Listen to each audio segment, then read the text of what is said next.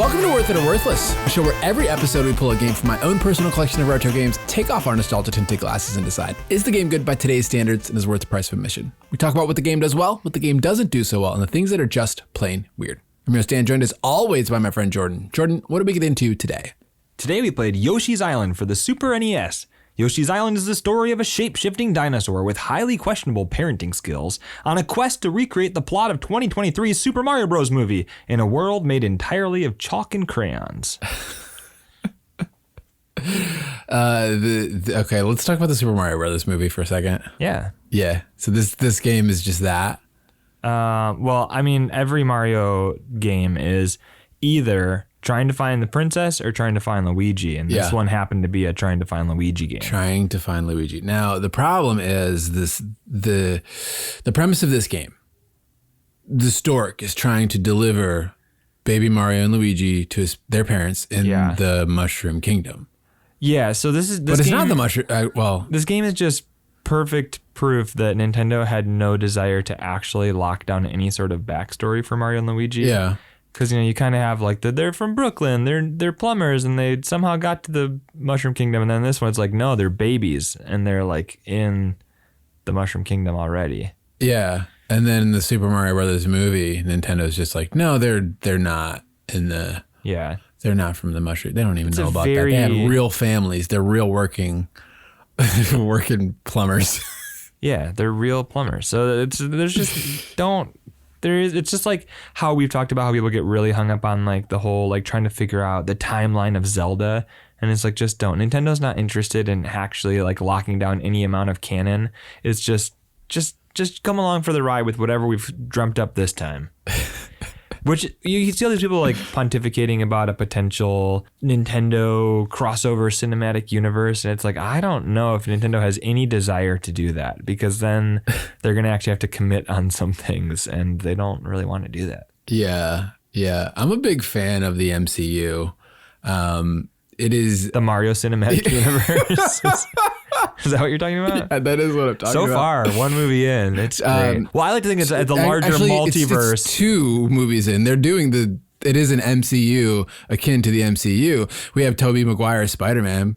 We have Andrew Garfield's Spider-Man. And then we have Spider-Man, Tom You're talking Holland. About with the multiverse, all the other Mario, the live action Mario was part of the same. Yeah. It gets acknowledged somewhat. But as I was playing this game, I realized I can see how the live action Mario movie got made based on this source material.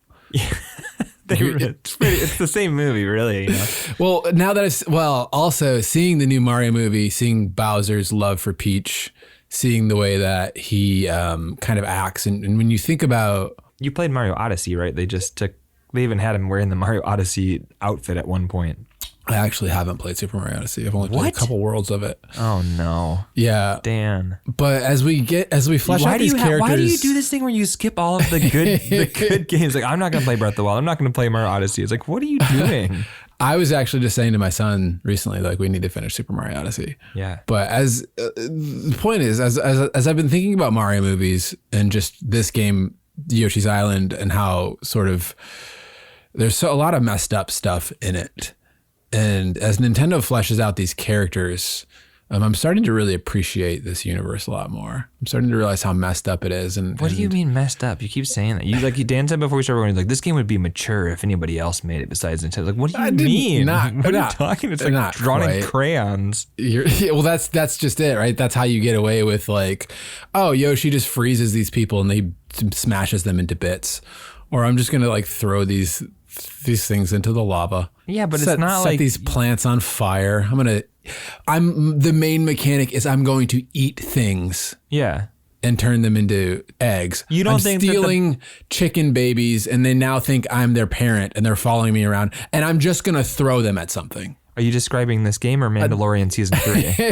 I haven't seen Mandalorian Season 3. Oh, just hold on to that in your brain. It'll make sense at some point. Yeah. Yeah, and then you think about like when you go to the original Super Mario Brothers movie and how Yoshi's like a dinosaur and he's like, oh, he's King Koopa warns. Well, that's the difference, right? If you show him as like an actual dinosaur, like ripping hunks of meat off enemies, that's mature. But that's how that movie got made, right? They're like, what is Super Mario Brothers? I don't know. Let's read about it. It's like it's plumbers. They set things on fire. Like it's Yoshi. He just throws stuff in lava, and you have people trying to steal these babies. I mean, I'm just interested to see. You were just picturing this all to be a lot more graphic than it was in reality. I'm starting to realize how graphic this universe is, and I'm appreciating the original Super Mario Brothers movie more because I see how it got made. It was the unfiltered version of Mario. They were like, all right, we're making a live action Mario. What is Mario? Well, it's that.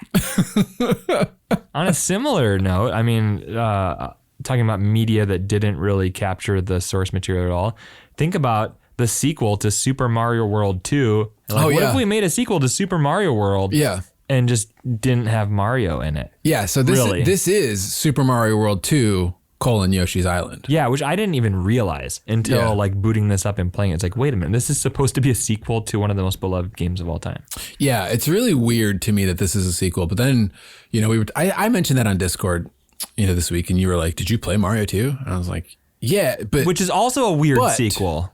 Yeah, all the sequels around this time, they were just like doing weird stuff. Well, this was 1995. I know, but man, like that first decade of Nintendo, like 85 to 90, there are some weird sequels in there. But the reason this is a little bit weird to me is because you had Mario 1, and then Mario 2 was weird, obviously, and then Mario 3 was like, no, we're going back to the thing. Let's go back. And then Super Mario World was like the classic Mario. And then you had Super Mario Land 1 and 2, and those are pretty similar games. And so for this to be Super Mario World 2, it's not quite as weird as Mario 2, but it's definitely doesn't feel like it should be called Super Mario World 2. I watched a video online about kind of like the development of this game, and it's talking about how the guy who kind of ran away and did this whole thing, he up to this point had not been a game design lead. He was a pixel artist.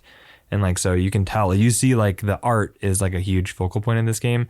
And everybody who was a bigwig at Nintendo had already moved on to developing stuff for the N64. Yeah. And so they kind of just let this untested pixel artist guy run free and create the concept for this game. So that's probably why it feels so different and not like what you'd expect. I don't know, because according to Wikipedia, we got some fun facts. We should just get into them in a minute. Let's do it, yeah. This game was in development for 4 years. Development started in 1991 because this game came out in 1995. So it's kind of wild. Yeah, what does that mean though? How? Yeah, I don't know. I don't know how deep they were into actually working. You can say, hey, this first game did really good. We've greenlit another game. Yeah. And we're doing sketches, but how much development was actually happening? Well, apparently, some prototype stuff got leaked or something recently. And there's maybe a version of this with Donkey Kong in it. So maybe they were thinking about Donkey Kong being a character in this, whatever this game was supposed to be. Or I think there was also some prototypes of it. So I don't really know the deep history of the sort of phases that this game went through. But I did see at one point it was called Donkey. Well, and nobody's sure if that is referring to this being a Donkey Kong game or just referring to Yoshi being a person that carries around another person. Yeah, or being called a donkey by Baby Bowser. Is Baby Bowser in anything else? I have no idea, dude. I don't know. Baby Mario characters are kind of not my favorite. No? No, when they're oh, we're going to add 4 new characters to Mario Kart. Oh, sweet. Who is it going to be? Oh, baby Mario characters. I don't really care about that. Yeah. I mean, I don't know. I guess I'm glad that I feel okay about Baby Mario characters. It's a little bit of variety to the series. Well, we're Baby Muppets. I wasn't a fan of Baby. You mean Muppet Babies? Muppet Babies, Tiny Toons. It's no, you're not a fan of babies, Jordan? It's fine. Why do we need to make babies? Jordan, why do you hate babies? I don't hate babies. I want to go on the record and say I don't hate babies. I'm just I'm not clamoring for the Iron Man, the infant years. That's not something that's appealing. Yeah, well that Marvel babies. Yeah. Exactly. Well, I don't need that. You're in danger of that. But Disney Plus does have some of that stuff. Disney Junior. They're let's make Spider-Man for kids. Yeah. Oh, Spider-Man's rescuing a cat. Green Goblin's making it rain. Controlling the weather. Making it rain again. Yeah, we're supposed to have it's supposed to be sunny, but now Green Goblin made it rain. Those are the kind of stakes that we need in the MCU. No more universe-ending stuff. Just it's raining. It was supposed to be a sunny day today. Let's get into the fun facts, Jordan. Of course, this one developed and published by Nintendo. Course. Of course. Miyamoto was a producer on this game, and Koji Kondo, the composer, of course, Koji Kondo of Legend of Zelda fame and Super Mario Brothers fame, wrote some of the most classic Nintendo tunes of all time. Sure did. Yep. This game originally came out in Japan in August of 1995. In North America, it came out in October of 1995. Europe, it also came out in October. And Australia, it came out in December of 1995. Wow. So, yeah. And then the fall of 2002 is when the Game Boy Advance version came out, which has a little bit of extra stuff. It does. And I heard the most important thing is that the Game Boy Advance game dialed down some of the annoying sound effects a little bit. Really? Yeah. See, I was at a crossroads at this one because in the middle of my playthrough, my Nintendo Switch Online subscription expired. And there's this whole thing, and I thought about playing the GBA version, but then I had a free 7-day trial queued up for the Nintendo Switch Online. So I was like, I'm just going to continue my playthrough and not waste another hour playing through World 1 again. Yeah. Of course, this game introduced Yoshi's flutter, jump, and egg spawning abilities. Of course. Before he was just like, I'm making cookies, solving puzzles. Yeah. I'm being ridden by this adult plumber. Yeah. I'm just getting sacrificed. Swallowing. Yeah. Helping him jump over pits, getting thrown in pits. It's pretty amazing that he learned how to jump. Didn't know how to jump. Yeah. And he learned how to jump. With his legs. Yeah. Just. Well, how else do you jump? Well, no, the fluttering. There's no wings. No. Sorry, I thought I was just talking about jumping. You were talking about flying. Yeah. Yeah. Oh, yeah. Of course. We're just falling with style, I guess. The egg mechanic. I'm glad he learned how to do that. Turn things into eggs? Turn things into eggs through his digestion. And do we think that the Yoshis in Super Mario World were just sandbagging it, or they were a different kind of Yoshi that didn't have these abilities, or maybe they just as a society really advanced in? Well, no, because they would have had to have lost these skills because this is technically a prequel, not a sequel.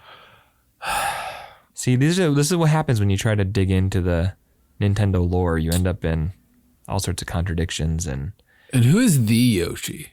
Where's he at in this entire? Green Yoshi is the Yoshi, and he's in the last level of every world. They made him so I don't know if you noticed this, but you play a different color Yoshi in each level. Yeah, I did notice that. You always end with Green Yoshi because they recognize that he's the only one that matters. There's not only one Green Yoshi though. Yeah, Green Yoshi. Yeah, that's Yoshi. Green Yoshi is a species of Yoshi. He's not Green Yoshi. There's Yoshi, and then there's Yellow Yoshi, Pink Yoshi, whatever. All the other ones have the color, but Yoshi is Yoshi. I mean, I don't know about that. I don't know. I'm not Did you check a Wikipedia on that? No. Have you checked fan sites? Saying this is a fact. I'm saying this is for me. This is the truth. This is not an objective fact. This is just subjective, my opinion about Yoshis and their colorations and all that kind of stuff. No, I'm pretty sure there's more than one Green Yoshi, especially since in Super Mario World, how many Yoshis can you throw in a pit and they're still going to come out green? You know what I'm saying? There's got to be multiple Green Yoshis. Well, they live in they're not They live in the pits? Yeah, they just live down there. They live in the pits, right? Yeah. Jordan, the goal was to make a more accessible game than previous Mario games and have a more gentle and relaxing pace by removing things like the timer and emphasizing exploration in this. Yeah. Did you feel that? I did. I definitely noticed it was a different vibe than Super Mario World. Yeah, it was interesting, which is another just like Super Mario World 2. It's like... No, the name is kind of silly. It's its own thing. What would you think if I don't know if this is a thing, but I had this thought. What would Kaizo Yoshi's Island look like? What is that? Kaizo, like Kaizo Super Mario World or whatever.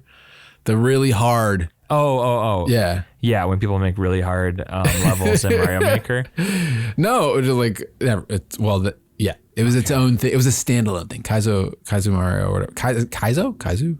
Bro, I've just learned this word a minute ago. You don't know about? I think that you're talking about brutally hard fan made from Mario Maker. Not Mario Maker. This predates Mario Maker. People were making Mario before Mario Maker? Yeah.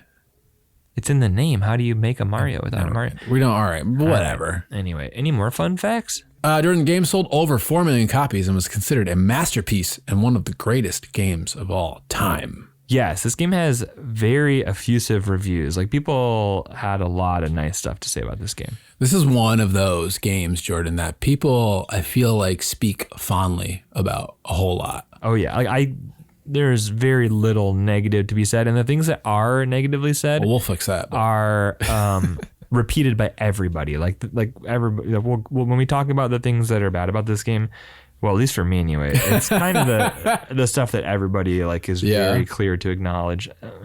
Well, maybe I think I have one thing that might be a little bit outside of the norm, but yeah.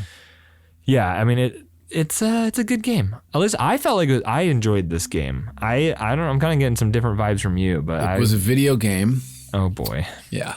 Well, at least it can be your turn to be hated for be hated. Like, we'll see about not liking a beloved game. Easy, all right, we'll see. Easy, we'll see. Easy. We should say I finished this game like an hour before we started recording, and I was rushing through the last 3 worlds of it, which is half of the game. Listen, if I rushed through half of the game. Hating beloved games, finishing an hour before we record. Identity theft is not a joke, Dan. I don't appreciate you trying to steal my thing.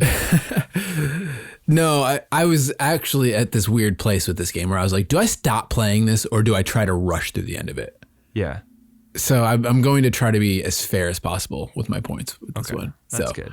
Because usually we don't. Usually we're just very unfair. Yeah. Usually we don't even play the game. We just just sight unseen, make up our opinions. Yeah. Jordan, Super Nintendo version has a hidden 2-player mode with mini games that you can play.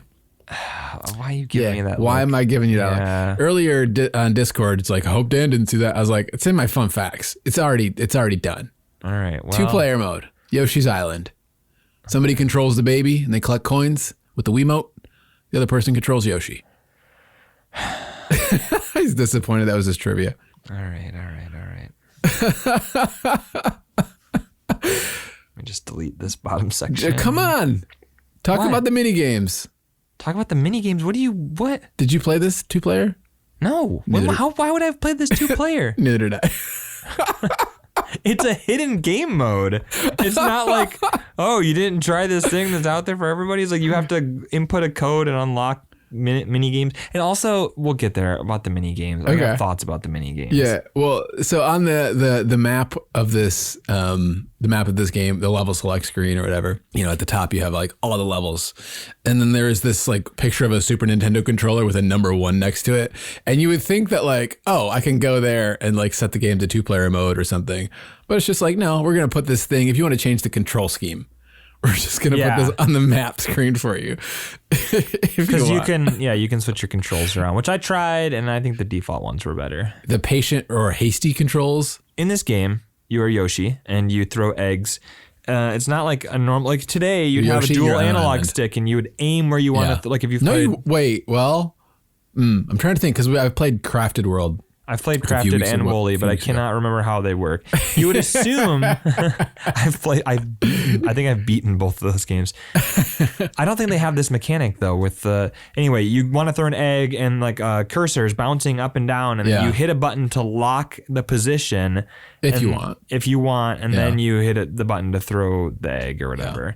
And in hasty mode, just when you hold down the button and then you let go and it throws it. Okay. Yeah, I found out in the back half of the game that you could like lick up in the air too. I didn't realize you could throw your tongue up in the air. Yep. I was like, the more I learn about these controls, there's not that many buttons in the game. Oh man, there's 8 buttons. What am I gonna do? Jordan, there are 2 hidden levels in each world that will unlock if the player gets a perfect score on all 8 levels, and additionally, the Game Boy Advance version adds an exclusive hidden level to each world. I did not unlock any of the bonus levels. No, I mean, I got like I was close. I got like a 31 on one level. I got a 39. I think I got out of 100? 29. Yeah, and the part, I was like, okay, so I got some 100s. You didn't get any 100s? I might have gotten 1, but I might not have even gotten 1. I think I got some 99s. But oh, man. Yeah, I went back into another level to just be like, all right, did it save what I got in here? Like, I shouldn't have to get all the daisies and red coins again. You don't have to do anything. No, it's a video game. You can choose. Well, you don't have to get everything. Here's the problem, though. Hidden levels. That's a great reward for getting everything. You barely finished this game. that. You didn't need any extra levels, man. No. And for the person who's just going to play this because they want to play it, Yeah. like that's a great incentive for you to explore and do the things. Yeah, go for I it. love that. If it's just like oh, you did it. It's like, I can't remember if the Super Nintendo. Like in Donkey Kong, where like you get the 101% or whatever it is, and then it's like, you did it. And Or like Celeste, they're like, you can get the strawberries. They don't do anything, which is hilarious. Yeah. They're like, you can do it if you want, but like, there's no point. Like, I like that there's an incentive for you to go, what are those hidden worlds? And I would be tempted to 100% this game for that reason. I'm not ever interested in that in any game. I feel like Super Mario Brothers, like New Super Mario Brothers, has like get all the things, and then I don't think it's like worth your time to get all the things. They're just like Here's a pro job. tip: it's not ever worth all your time to go achievement hunting or any of that stuff. Well, if you really like a game, though, if it makes the game more fun, like, that's fine. I mean, and if you're unlocking hidden worlds, like why would? Like, at which point that's a you're great thing. doing it to appease your own brain and not because of any internal reward baked into the game. I want to know what those hidden levels are. I do. I guarantee you, it's gonna be something dumb. It's gonna be another lottery mini game. No, I think they're levels. I don't know. Whatever. Who knows? No one will ever know. That's my fun facts. Those are so fun. Yeah. Did you have fun listening to me? I feel good. I mean, Yeah. might as well just wrap it up here. Yeah. That was That was fun. At least the facts were fun. Well, that's what some Yoshi's Island. At least Oh my the. gosh. Oh my gosh. Well, No, I let's see. I didn't I'm hate it that I'm bad. interested to see where this goes from here. Why don't we head on into what the game does well? All right. All right, Dan. For me, the top thing about what this game does well is I was blown away by the art. I think the artwork, it's very different, but I think it's very cool. And I think that the fact that they did turn this game over to somebody who was previously just a sprite designer shows in like the way that they went out of their way to pack so much visual creativity into the game. Yeah, this is some of my favorite Nintendo sprite work ever. Yeah, it's in a game. incredible. And this might, I don't know, I was thinking this thought, and I don't know what the conversation looks like, but I was thinking this might be like the most beautiful Super Nintendo game that I've ever seen. Yeah, which is a huge part of the legacy of this game too. Like you can't read about this game without getting into the weeds almost immediately about the kind of like rivalry, whether perceived or actual, between this game and Donkey Kong Country, which was also a very cool looking game for the time, but went in a completely different direction. And there's all of these like controversies that may or may not be real, and like these discussions at Nintendo, and you can't dig into the history and the development of this game without like coming across like people who worked on this game and felt pressured to make it more pre-rendered 3D graphics like Donkey Kong, and how much of that was real and how much is not real is kind of hard to determine, like going back, because there's so much around this game, and some of it seems to have been blown out of proportion, and some of it we're not really sure. But there's definitely some interesting history with this game and the art style. Yeah, like, according to like Wikipedia, like with Donkey Kong's like 3D rendering stuff or whatever, it pushed them to sort of go deeper into the stylization, and the sort of visual look, which was like they had this really markered look, and they scanned it and then tried to recreate it pixel for pixel. Yeah, they hand drew it, and then and they even like the guy they brought in a guy who did anime. He wasn't like a video game guy at all. Yeah. And they brought, or manga, I don't know. They brought him in to like help with the graphics on this game. Yeah, it's really interesting. Like this game, especially again, back to the Super Mario World 2 thing, is like, I like that the Yoshi's franchise or whatever, I think it's interesting that Yoshi specifically kind of sits in these sort of like super stylized, very different space than Mario, even though it's like, this is technically a Mario game. You had a lot of stuff where like stuff comes out of the background and comes into the foreground, or like the weird blob monster things that are not sprites, but then they pop sprite eyeballs onto them. And it's like, I don't know. It's really creative the way that they put this game together. Yeah. And it like it being one of the later releases on the Super Nintendo, I think it took full advantage of like Like you just don't get this level of, I guess, polish in like Super Mario World and stuff like that. Well, they had 4 years on it. Yeah, man, there's just something about playing this game where it's like the movement and the look of it. Like, I don't know, just there's so much here that I'm like, I don't even like I feel like I haven't quite like articulated how this game makes me feel from just like a Super Nintendo platformer that looks incredible kind of way. Here's a good quote. This quote from Nintendo Life. They wrote that the game marked a new era in the art of video games that prioritized creativity over graphics technology. Yeah. Which is kind of like a shot across the bow again at Donkey Kong. And we're like digging into that. This is the thing about it. So there's allegedly this quote from Shigeru Miyamoto where he said, Donkey Kong Country proves that players will put up with mediocre gameplay as long as the art is good. Yeah. And then you have this whole...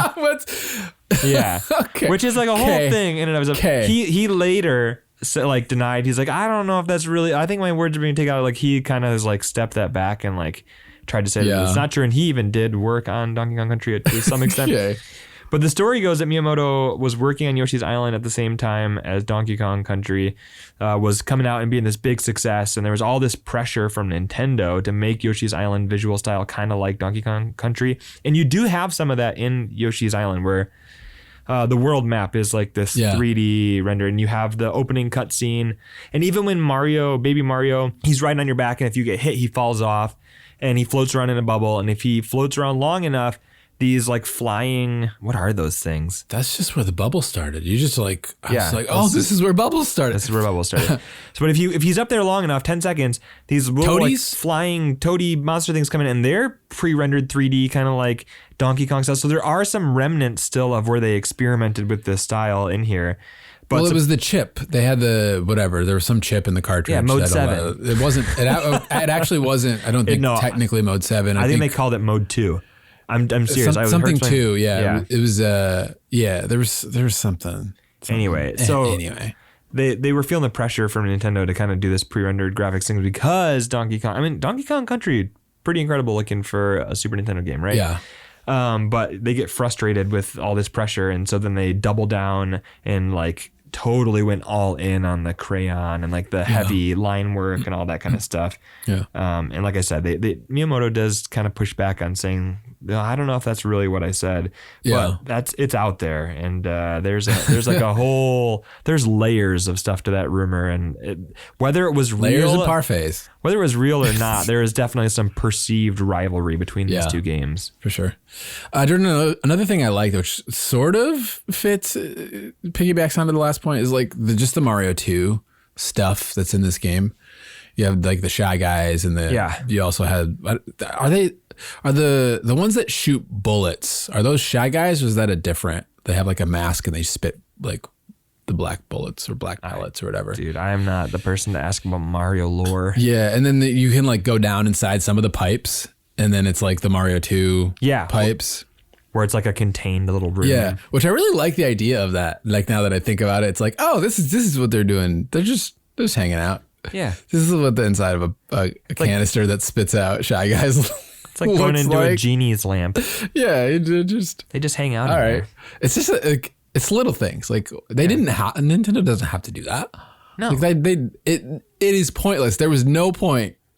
In Mario 2, they're hiding keys and stuff in there. Yeah. But like in this game, just the occasional, I don't think I found a single thing in one of those containers where it was just like, hey, the Shy Guy container house. They just rewarded you for trying to go down it. Yeah. It's an Easter egg, maybe. Ooh, a Yoshi egg even. A Yoshi egg. There you go. It's just, I don't know. It was something I wrote down. I was like, yeah. I like the game that keeps teaching you how to play. And you kind of mentioned you stumble across. I think especially playing this game after Final Fantasy Tactics, where one of our big complaints was the game doesn't ever teach you how to play. Yeah. And this game is like constantly, even into the very far late levels of the game, it's still like teaching you stuff. And it's not stuff that you didn't have access to before, but you might not have realized. Like there's one area where it teaches you like, hey, you can actually bounce your eggs off of walls and under platforms, and that's like halfway through the game, and then you're like immediately rewarded with you use that as a way to defeat the next boss. Well, I think it's when they get more technical with some of the mechanics. They're like, here's the deal. We're gonna make you do this to get through this level. Yeah. So here's an entire room where we're gonna force you to do that to progress through this room. Almost like Metroid when you get a new ability. Yeah, but these are abilities you always had. You just didn't realize you could use them in that way. Yeah, but they really do a good job of saying, hey, here's the thing, you need to know this. Yeah.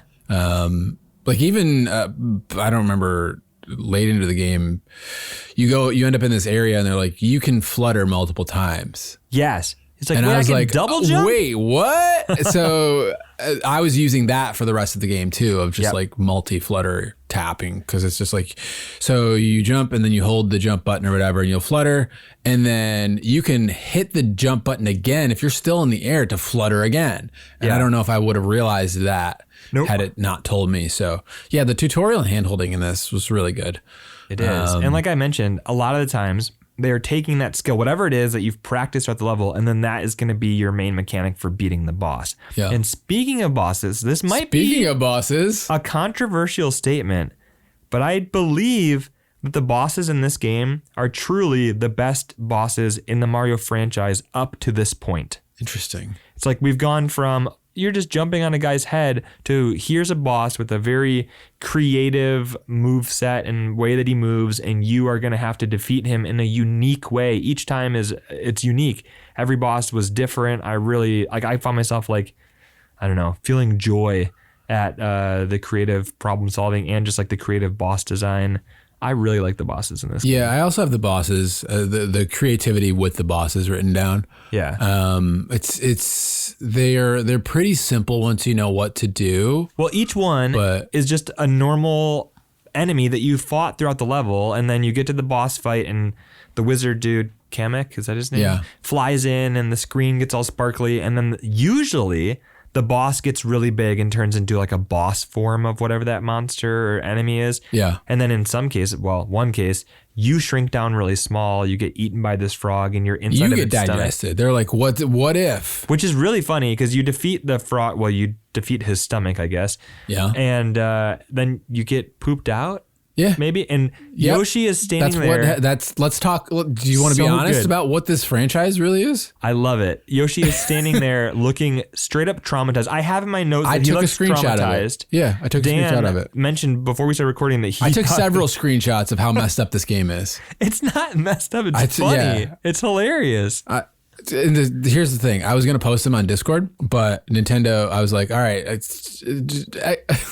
Trying to get them off your Switch? Trying to get them off. Scan a QR code. Cool. Scan another QR code. Okay, I've got it. It's not loading. The page is just white. Why? Like, what? This is not loading the screenshot. Like, what? Can I please? The screenshot in PlayStation, when you take a screenshot or a video, it shows up in the app. It's fine. It's fine. Why can't I just have my screenshots in my Nintendo Switch Online app? You can. You just pull out your camera on your phone and you take a picture of your TV. It's a terrible system. I've gotten them off my Switch before, I think. You can. It used to be easier when you could it would like tweet it and then you could download your tweet and then delete your tweet. Yeah. That's easier. That's much easier than scanning 2 QR codes and it making a temporary website for your screenshots. What? Why is that a thing? You got to scan the QR code and then it'll you have to sign up to make a GeoCities account and then it'll be hosted on your private GeoCities page. But it's only temporary and you have to... This doesn't make sense. It's 2023. And it's not like Microsoft and PlayStation haven't done a much better job of like, I don't know, standardizing or making this just like an easy process that's something super basic that you just shouldn't have this much trouble with. It's just Nintendo being Come on, Nintendo. It's fine. What were we even talking about? We were talking about getting pooped by frogs. Yeah. And then you went on to a screenshot thing all of a sudden. Because I took a screenshot of, for several seconds, Yoshi looking traumatized. Yeah, no, it's which a is while. Hilarious. Yes, he looks very shocked at what just happened. Yeah. That's okay. What's going on with Kamek and Bowser? What's their relationship? Especially like... It doesn't seem healthy. It's questionable after the movie, too. Yeah. Why is this all-powerful wizard just doing the bidding of a really rude guy? Baby. Like, Kamek's been there, like, raising Bowser. Oh, yeah, that's true. I guess in this game, he's baby Bowser.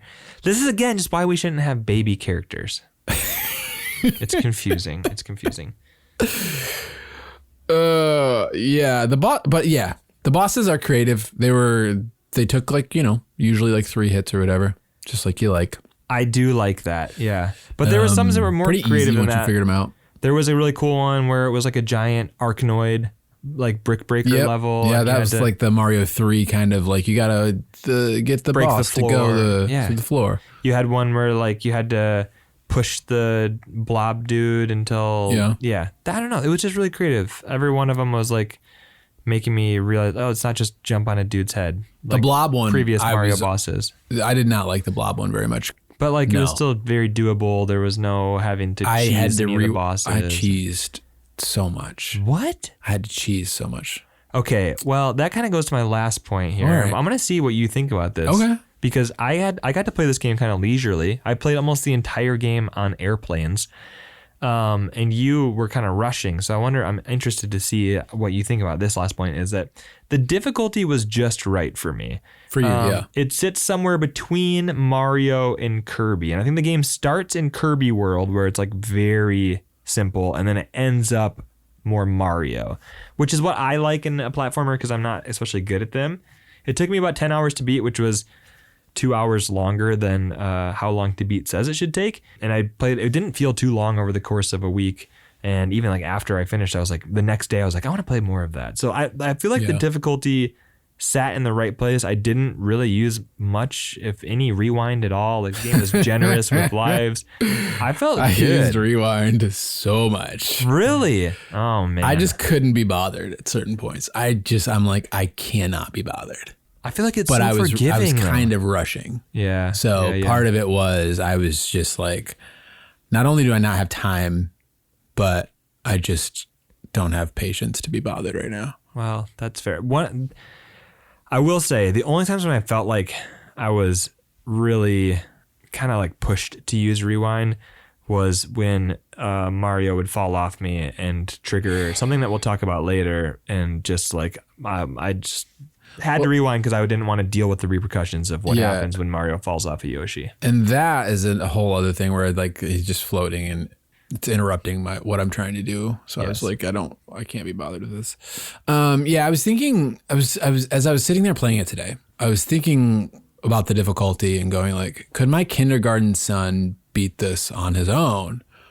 Like, is that where this game is? No.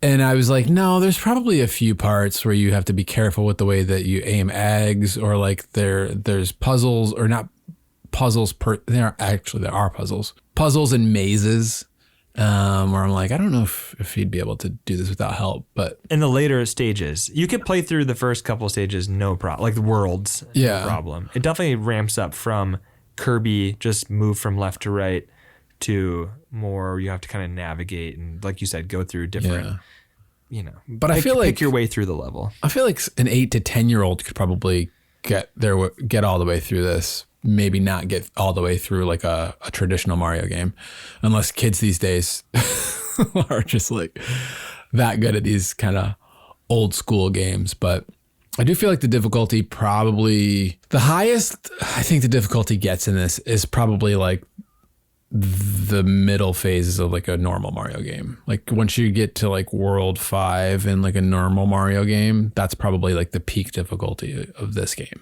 Yeah. Would you say that's about right? Yeah. I feel like I said, I feel like you start out Kirby and Mario, but you're not ever reaching like Mario 2 Japanese levels. No. But I have some more points, Jordan. Let's hear them. The transformations and like the random like power, the watermelon powers, which I thought was like interesting. Oh, you're giving me a watermelon? I can spit seeds. Cool. Give me an ice watermelon? I can turn these enemies into giblets. Yeah. Ice. Made of ice. Ice, yeah. I can set the world on fire. There was one part in the ice world where there's just like a couple Shy Guys like frozen in ice. Part of the art, not like enemies you can unfreeze. How did these Shy Guys get frozen in the floor, and why am I looking at them? It was just a cold snap. They were sleeping. Traumatizing. Cold snap. Yeah. But yeah, the transformations I thought were an interesting change up for the gameplay. You have like your tank or a train or a helicopter or a submarine. We're going to give baby Mario superstar power where he can just run through the world. I was like, I didn't necessarily think those segments were like, oh, this is amazing, a bunch of fun. I like that they're changing up the gameplay. I like that they're giving me more to do. I like that there's no fire flower, but like eating watermelons and now I'm spitting seeds and I'm sort of powered up temporarily. Like I like that stuff was in the game. I think it added something to it that I did like the power-ups, like as far as getting the watermelon stuff. Like that was cool. I liked when you would hit the thing and then Baby Mario would be running around. Yeah. That was cool. running up walls, invincible. Yeah. As a baby should be. These can't kill this baby. No. Really did not like any of the transformation segments. Those were by far my least favorite parts of the game. Really? Like turning into a helicopter or a train or a car. Like those were so incredibly out of place and felt They did feel weird. They did not feel like a first party Nintendo thing. This felt like a off-brand game I'd play on a computer lab computer in elementary school or something. Really? And did not like any of that. I don't think it like necessarily The physics were bad. The idea of it. Everything was bad with that. Out of place definitely feels like an appropriate description. Why but, can Yoshi transform into a helicopter? Exactly, right? Why? But I don't know. I still liked I like that. I don't know. I just like that they gave me something a little different. Has that ever been a thing since? Like, I think that Nintendo has just agreed not to ever mention this again. Yoshi can transform into he's a transformer. Like we're never gonna mention that again. That was an acid trip dream. I love like, it. Didn't I actually love it. happen. Well, that's what Super Mario Brothers is you're eating mushrooms and seeing Yeah. stars and you're a plumber in the Mushroom Kingdom. I guess, yeah. I have the egg boxes written down for some reason. I like just like Giving you refills, yeah. giving you refills. I like that Nintendo Let's just top them up right here. good level design. Yeah. You need eggs, we're gonna give you eggs. And I just was like, yeah, that's the thing. That's something that they carried through to future Yoshi games where we're just going to let you fill up. And you kind of know when you pick one of those, like you see an egg box, I'm going to need a lot of eggs either to solve some sort of puzzle or there's a boss battle coming up. Top up if you see an egg box. They're not just random. Yeah, just a nice little thing. Also, Jordan, I like that that you have things to do in each level besides just reach the end of the level. Like in Super Mario Brothers, you're just like, get from point A to point B. In this, we got 20 hidden red coins through the level. We got 5 daisies and you have to get through the level with skill. When you get hit, Baby Mario flies off your back, your timer drains, and you have, throughout the level, they will give you stars that top up your timer all the way up to 30. Yeah. And if you get, to the end of the level with 30 on your timer, you get a score out of 100. Man, when you put it that way, it just sounds like a great gameplay. It is great gameplay. You got red coins and daisies and stars and I will say, as somebody who doesn't care about collectathons, I don't care about like finding all of the coins or the stars or the Yoshi coins in Super Mario. I don't care about that. Yeah. I did find myself like trying to finish each level with a good score. Yeah. Would I ever go back and try to like get a better score? No, don't care about that one bit. But it was a nice thing at the end of each level to see. And like I did play accordingly. Like, I'm going to grab that star and top up. It was a nice little addition, even for those of us who aren't trying to 100% anything. Yeah. I like that it's just, there's something more to do. And it feels like, again, you are unlocking hidden worlds if you get a perfect score in all 8 levels, which to me is insane. It's like, I don't know about, because I didn't get 100 in like, maybe besides one level in the game. I'm like, I don't know. This feels brutal. It's just an extra thing for you to do after you've beaten a game that's not very difficult to beat. I really like that it's in there and that it's incentivized to give you extra content for doing it. Jordan, last thing on my list. I don't know how you're going to feel about this. It felt to me like Nintendo took inspiration from Power Rangers, the movie, with the skiing segment in this game. Do you remember Power Rangers, the movie? No. How you're surfing, you're surfing, the snowboarding and surfing level in Power Rangers, the movie. I have no idea what you're talking about. No idea what I'm talking about. Never mind. You're just like skiing. And did you ski in this game? Did you go in the hut and you come out and you got skis and Baby Mario's got a snow hat on? No. Are you serious? How would no? When did that happen? Oh, Jordan. I never skied in this game. You don't know. Yeah, there's like a little hut. Like there's a snow level. Yeah. No, do you remember the snow level where you push the ball and it turns into a giant snowball? Yeah. Later on in that level, there's a house. And if you go in the house, you come out with ski equipment on. Oh. And then you ski down a hill. And it reminds me so much of Power Rangers, the movie. Oh. Interesting. Nope, I didn't do that. That sounds great. I don't have a problem with that. Yeah. I mean, I doubt that was their inspiration, but I mean, whatever. Why would you doubt that? Maybe it was. All right, Dan. Anything else about what the game does well? No, I think I'm done. Okay. I'm done. Nice. I'm done. All right. Well, let's move on to what the game doesn't do so well. All right. All right. Well, I already mentioned that I did not like the morphing segments. That was one of my 3 points here. Is I really didn't like those. So It's morphin' time? Another. Yeah. Which another was Power also Rangers inspiration. inspired by the Power Rangers. Yeah. But I think the number one thing that I have to say I didn't like about this game, and it seems to be the thing that everybody talks about this game, is that the sound effects are bad. And I'm not just talking about the one that everybody hates. Everybody hates Baby Mario when he gets hit, or when you get hit and the baby pops off. It screams, and it's like a real baby screaming. So anybody who has kids or who has nieces and nephews, anybody who's been around screaming babies is going to hate this game and hate that sound because it is too real. I was playing it at home, and like my wife was like, no, you cannot. Like I had to like put on headphones because Sounds about right. It is just so incredibly jarring. And to me, it wasn't even just this sound. Like the sound effects in this game do not feel like first party Nintendo. Like all of the good sound effects are the ones that they just ripped out of Super Mario World. But you have the jumping sound effect, which sounds terrible. It sounds like something out of like a DOS game. I didn't have a problem with the jumping. The baby crying, the bubble popping sound. All of them sound bad. I didn't like the baby crying, and I didn't like the doors opening. The doors opening were like a weird like, and I was like, that's But other than that, like I do feel like, okay, so Koji Kondo did the music, which was fine. I think there's like one bop on the soundtrack where I'm just like, it's pretty forgettable. Oh yeah, this but yeah, I don't feel like audio is a strong point in this game. No, and whether in the music or the sound effects. It's kind of telling that that's one of the things that they overhauled when they re-released this on Game Boy Advance. Yeah. That they adjusted some of these things. So it was just very strange to me because that's usually something that they put a lot. I mean, you think about how, if you've seen the Mario movie that just came out, like how many little like callbacks to Mario sound effects and Mario songs and stuff that there were in that movie, even just for a couple seconds, because it has such memorable sound designs, really well thought out sound design, and this game was lacking. You could tell that their premium sound team had definitely moved on at this point to getting stuff ready for Mario 64. Jordan, I'm so glad the Mario movie was not a dumpster fire. Yeah, no, it makes me so happy. It was a nice breath of fresh air.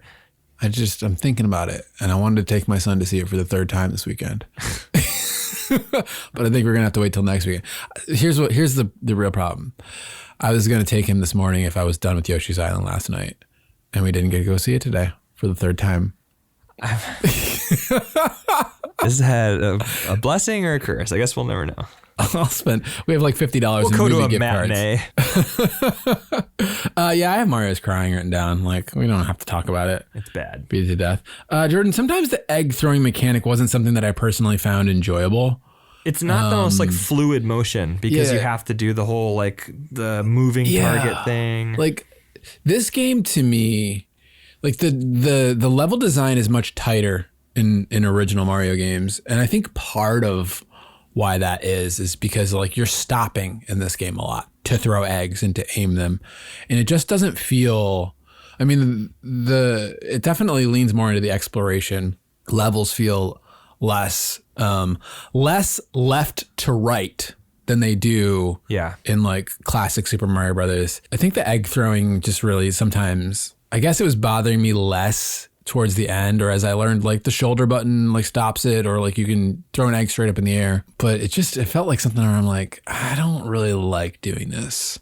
Cause then another like way that I would abuse rewind was just like, I just wasted all my eggs and now I can't get that thing, or like I got to go back and get more, or like I just want to see this part of this game, or not in love with the egg throwing mechanic. But I'm not gonna say it's a bad mechanic. I'm trying to remember how it works in the future games. I think that it's more of like a charge thing. So if you just hit the button, it throws it short, and if you hold it longer, the longer you hold it, the more you like wind up and it throws it further. I don't know if I remember correctly. I don't know. Whatever it is, I don't remember it being an issue in my playthroughs of Woolly World and Crafted World, and so it definitely improved on it from this game. Especially like when there's a lot going on in certain segments. There's levels where you're like on a moving platform for most of it, and then they're like throw an egg while we have like fish jumping out of the water and like stuff floating up. I don't want to sit here and try to aim this thing right now. Yeah, it can be a little chaotic, and then you have to wait there for your target. What is it called? Like your scope? I don't know. Reticle? Your aimer, reticle. Yeah, there you go. Yeah, and then you're going to get hit and Baby Mario's going to go flying off to the left and you're going to be stunned for 3 seconds and he's going to scream and then... it's too soon. It's too soon. I know. Just don't. It honestly isn't a terrible idea after you've played like a level or two of this game to just turn off the sound and listen to Spotify. Just pick your own soundtrack. Maybe listen to an episode of Worth It or Worthless. I don't know. Maybe don't. I'm trying to think of like, I feel like there's only like 4 songs in this game. Was there less music in this game than there are in the other like Mario games? Surely there's not. Because every world has the same music.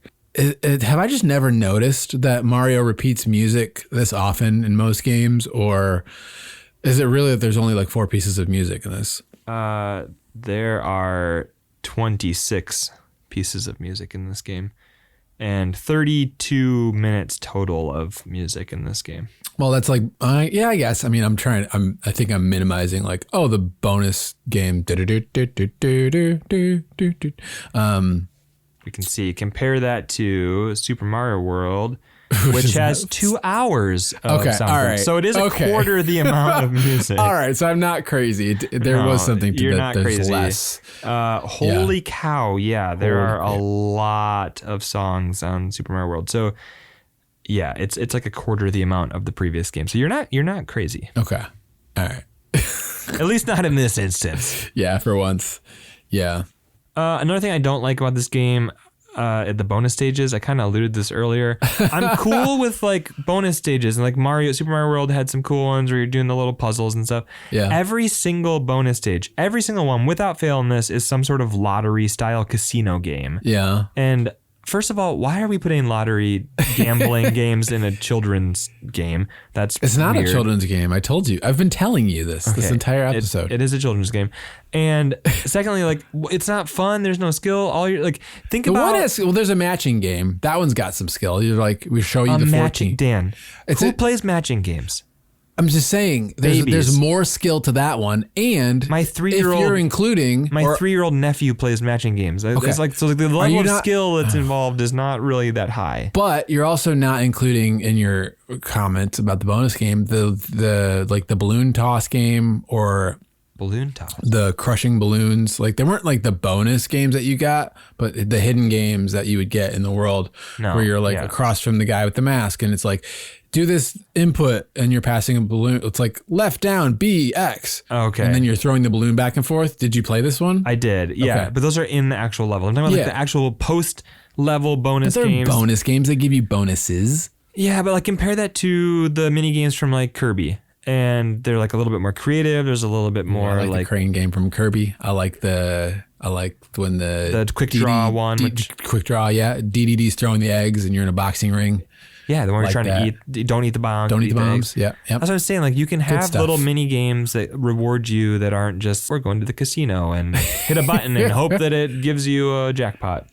Yeah, if you hit 3 toadies, then you're not getting any extra lives. But if you get 1 Mario, it's like these are all hidden. You didn't give me any shot. Like there are 6 things on the screen, 6 options on the screen. You're gonna pick them blindly. And if you pick a wrong one, too bad. But like it doesn't matter because you don't actually need any of the extra lives or anything. But I'm just saying like it's not fun. It doesn't add anything.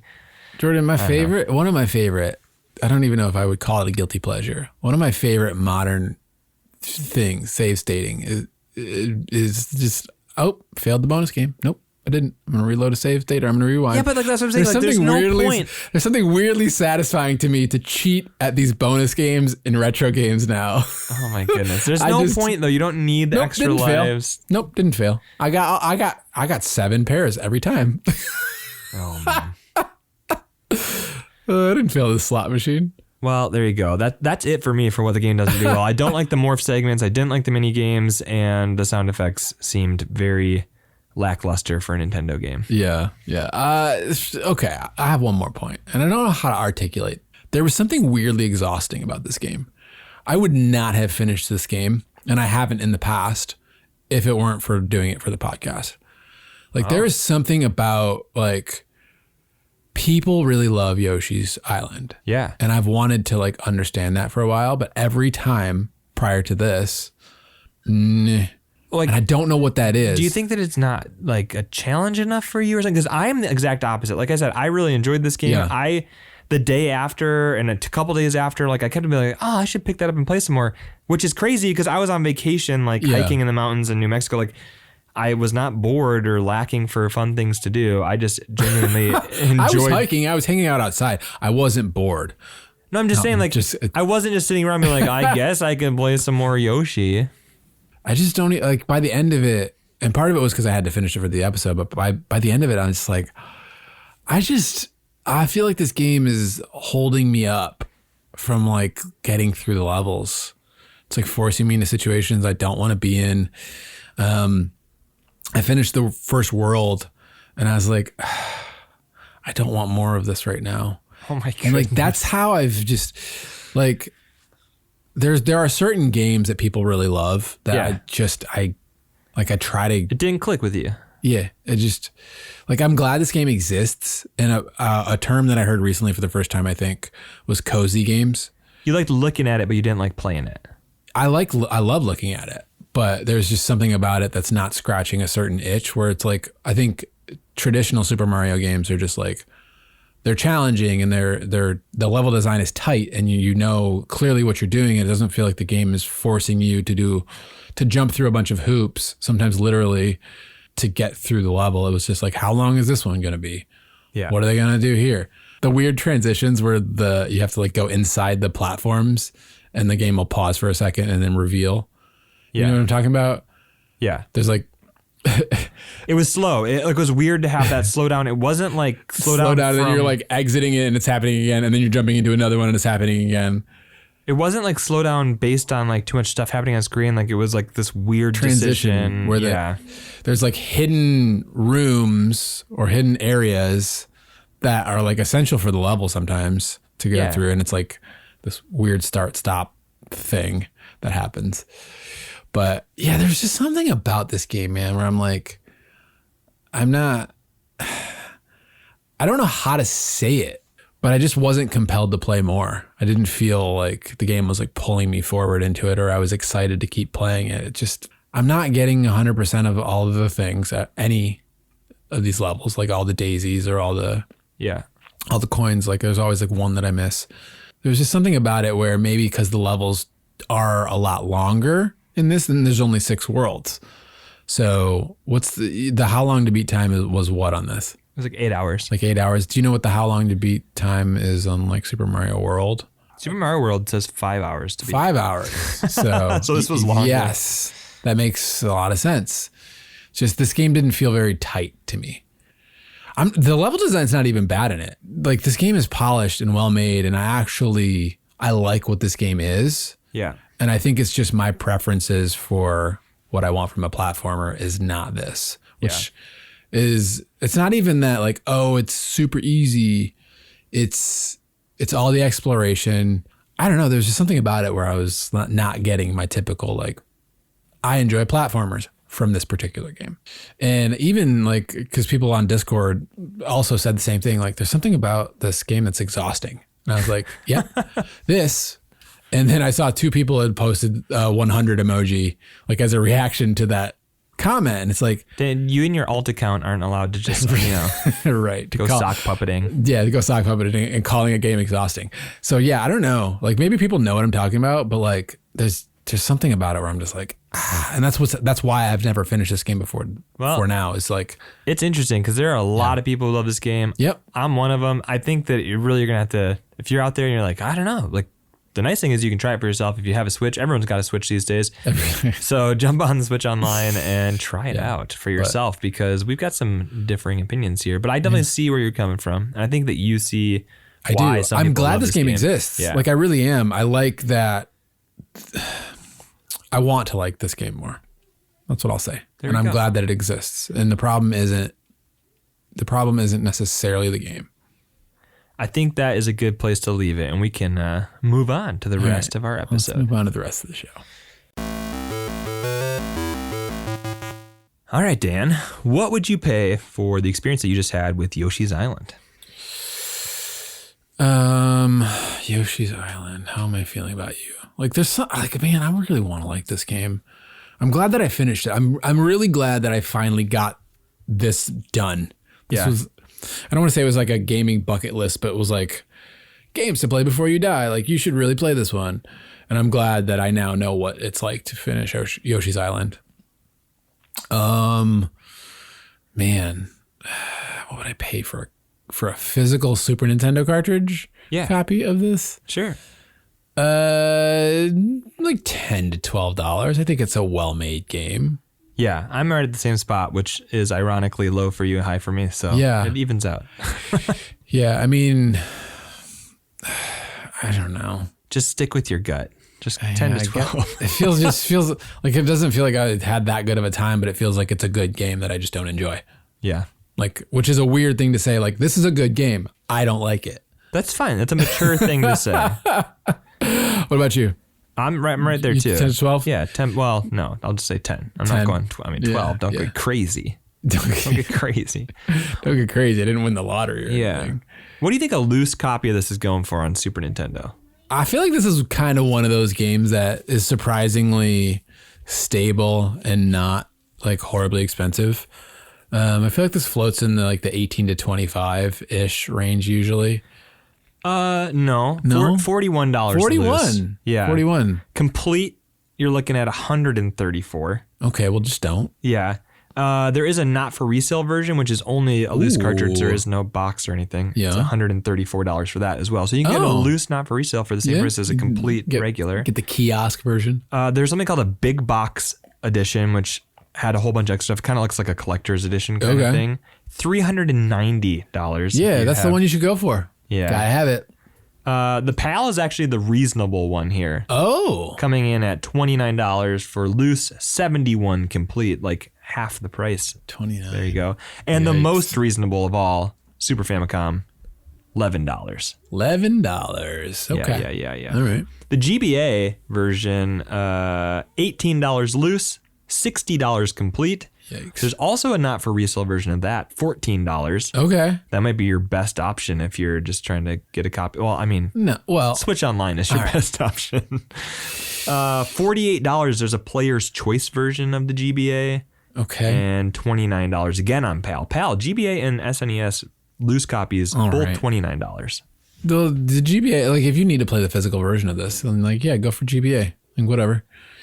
Play it on your Retron 5, which, because everybody games, all the retro, all the retro gamers play on. They've sold almost as many 5. As, like, the Switch has sold 7 billion copies, and the Retron 5 has sold 6 billion copies, I think, roughly. 6 billion.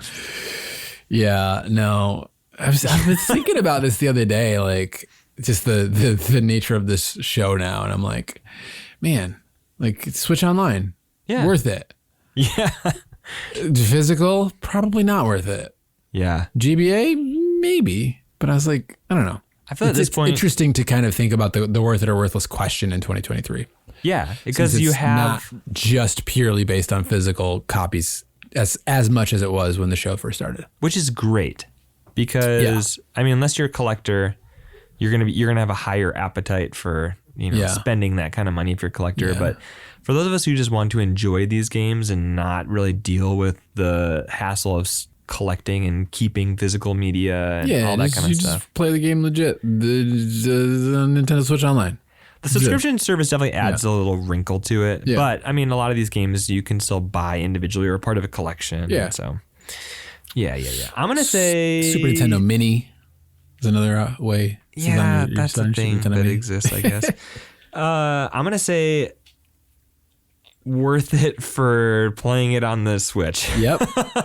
I'm not worth it if you're talking about $41 to play on Super Nintendo or something. Yeah, I would rather spend that 41 on I'd rather put that towards like a different, more expensive game. If I'm going to drop $41 towards Super Nintendo games, I'm gonna skip Yoshi's Island and maybe put that towards a nice copy of Sunset Riders, which is probably overpriced.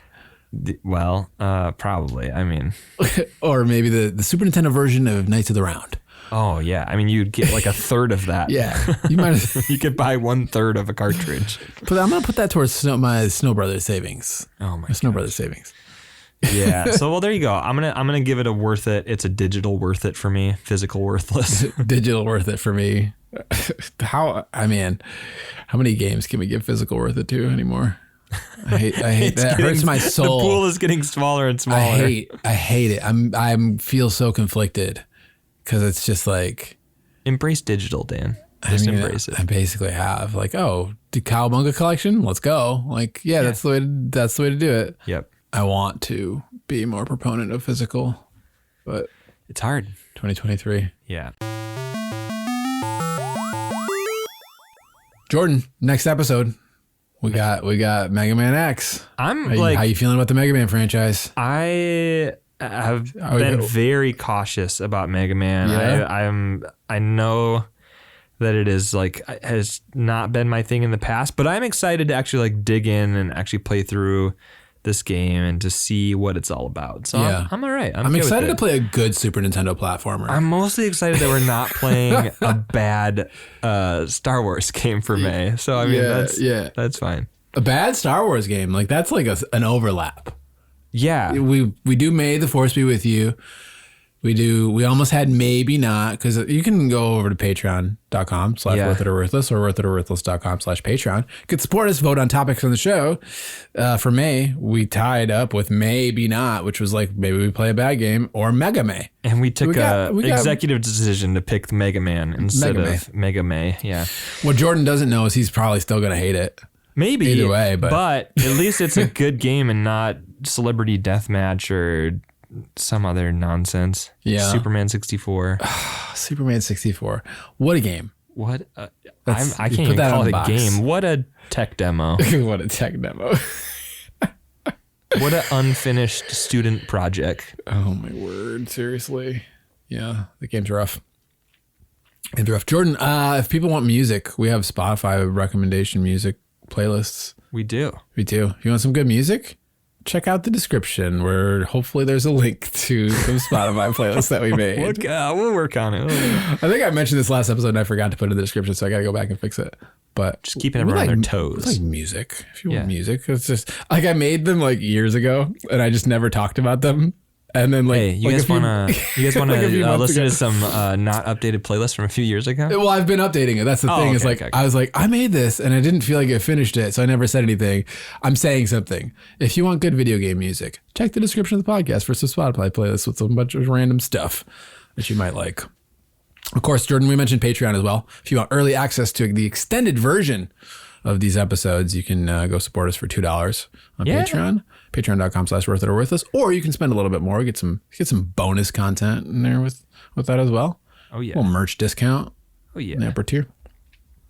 And also, like, leave us a review if you it's like if you like this show. I was like, if you hate the show, but I'm like, no, don't. I mean, if you if you hate the show, go leave a review on another podcast. There, yeah. It's like some random like NPR podcast. Man, I just can't stand Jordan and Dan. They have terrible opinions on video games. I was thinking, like, if you hate the show, go leave a nice review on somebody else's podcast. Oh, I was gonna say the latest season of Serial. I just really can't stand Dan's opinions on Yoshi's Island. Yeah, no, I like Yoshi's Island. I do like this game. I know. It's like I like not playing it. Yeah. Oh goodness. But I think that's gonna wrap it up for this vacation to the dinosaur island. That's right. Yoshi's Island. That's what it's called. Okay. Oh gosh. Why do Yoshis have their own island? And why is it different than Dinosaur Land from Super Mario World? Why is Yoshi we've trapped talked about on this Dinosaur Land? Just because Nintendo in doesn't, a box. Nintendo doesn't care about continuity or canon. That's why. Do you think they're going to start caring with the Super Yes. Mario Brothers? Yes. With the MCU? Maybe. And I was about to say yes, but maybe is probably more accurate. Probably not. No. Nope, not at all. Yeah. I really like that we saw Mario's family in the movie. Like, there's something about that I find endearing. Just Mario having dinner with the fam. Like, mushrooms. All right, I'm literally going to have to cut Dan off here because he's never going to stop talking about this movie. You guys should hop on Discord and talk about the Mario Brothers movie with Dan. Somebody, please. He'll probably be on his 5th viewing by the time that this episode is posted. I think I'm going to be 3 and done. Okay. I didn't like it as much the second time, but anyways, I think that's going to wrap up disliking it more and more trip each to Yoshi's Island.